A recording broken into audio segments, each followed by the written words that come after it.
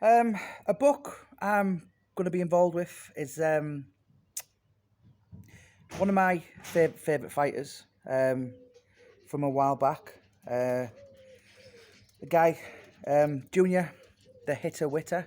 There's a lot of fighters out there that have got like fame in boxing, if you like, and notoriety, success, and they've won kind of like belts. You can literally win on snakes and ladders. WBO, European, Intercontinentals, all this kind of thing. Junior Witter was a fighter that literally won everything. The guy went through the rankings, um, British, Commonwealth, European, and then obviously of course WBC, green belt, which is the best out the four world titles. Um, yeah, he was a guy avoided, seriously avoided. Um, Fought Zab Judah 2000 on the undercard of the Mike Tyson fight in Scotland, um, and lost. I think that fight kind of come a bit too early in his career, and I think then he went on something like a 15 unbeaten run of knockouts and won everything. And yeah, he was a guy who kind of, as I said, seriously avoided, and even though when he had that the best belt, if you like, in the world, nobody really wanted to fight him. And I think it's fair to say that the biggest fight British boxers never had, certainly in the 21st century, was Ricky Hatton and Junior Witter. Why that fight didn't happen, who knows? I spoke to Junior the week. He's got his opinions, and yeah, a lot of the things he said, I could thoroughly relate to and understand, because obviously I grew up watching the boxing and wanting to see that fight, and it was never ever looked. You got to remember Hatton turned pro, was it '97? That fight was talked about '98, maybe '99 at the latest. So you've got Ricky Hatton boxed till 2012, well 2009, when he lost to Manny Pacquiao. So that you're literally Mayweather, Ricky Hatton against Junior Witter. That fight was spoke about for 10 years, best part of a decade all day. And Ricky just didn't want it. Um, yeah, there's a lot of people out there that basically, there's a lot of famous people I've spoken to last couple of weeks. I'm not well. I mean, Alec Morrison's a good friend of mine. He said, something. Junior Witter had Hatton's number, and there's a lot of people in boxing who actually thought that. And yeah, it's Ricky Hatton's version was, well, he's disrespected me, so I'm not going to give him a payday. Yeah, but I mean, apart from that, Junior had a lot. He lost a split decision. He done a lot. Lost a split decision to Tim Bradley when he was relatively unheard of. Tim Bradley was a massive underdog as well, and obviously you seen what Tim Bradley went on to go and beat Manny Pacquiao. Obviously going to be a future Hall of Famer, and as I said, not only did he win your British, your Commonwealth, your Europeans as well, but he beat some really decent fighters. My dog there, photo bombing, shop video bombing, whatever it's called. Georgie. Anyway, when you think of some of the calibre of fighters he beat, yeah, Chop Chop, Marcus McCauley, Vicious Vivian Harris. Yeah, he beat some Kotelnik, another top fighter. There's a lot of not only away from the Hatton, Junior Witter trained with at that very famous Ingle gym for many years, trained with Nassim Hamed, your Johnny Nelsons, your Ryan Rhodes, Ishan Pickerins, all that kind of thing. So the guy's got a story, and he really lived a life. I've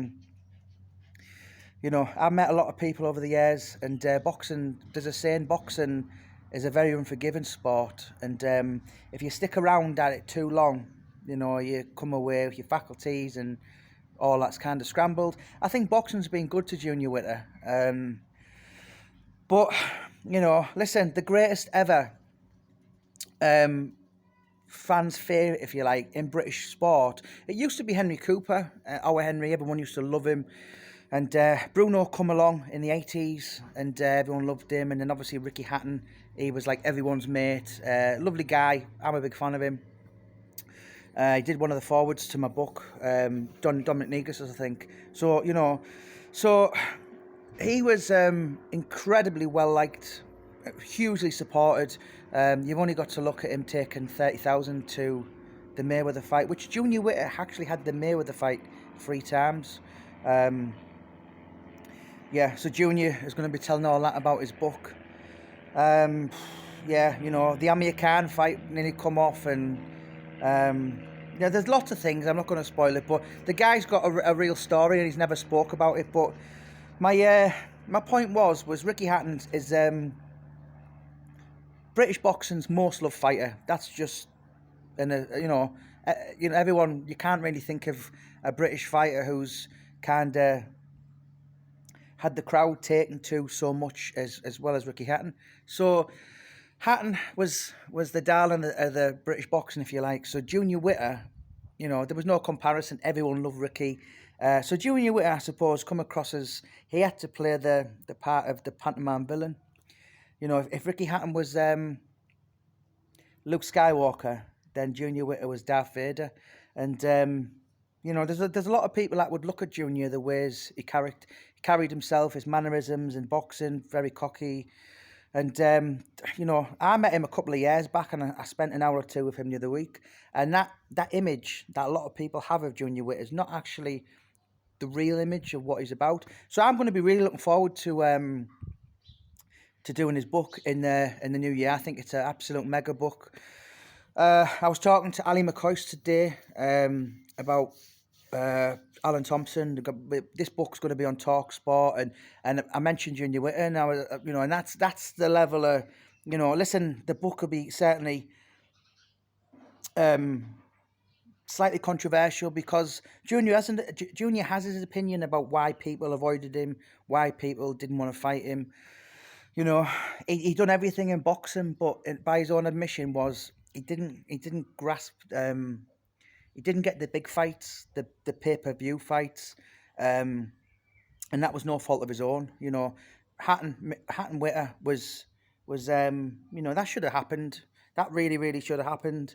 Same as Froch, Groves, you know, Amir Khan, Brook. That's the same now. And I can't think of a British fight, certainly in my lifetime, what should have happened and never did.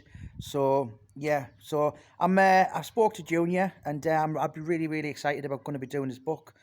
Spoke to him a little while earlier, and yeah, it's going to be coming, and we're going to start early in the new year. And Junior Witter, he's got one hell of a story, you know. But what you've heard, what the media have portrayed him as, what you're seeing him as in the ring, he had to be like that because he was a world-class athlete, and obviously that got him to the pinnacle of his sport. But that's not actually the person. Well, I've personally found, and I spoke to one or two of his mates as well, and he said he's not actually quite like that. But his story is an absolute must. It really excites me as a writer and as a boxing fan as well. So don't forget to look out, guys. Junior Witter. I don't know what we're going to call it yet. The champ who needed him, the avoided, something like that. Because the guy was, and you know, I'm personally really looking forward to doing the Junior Witter story. Don't forget to click and subscribe on this channel, guys. And yeah, there's going to be a Facebook page dedicated to the PR, the promotion of this book, next couple of days. So don't forget, Junior Witter, the story, his biography, his, you know, in his words, his true story is going to be coming next year.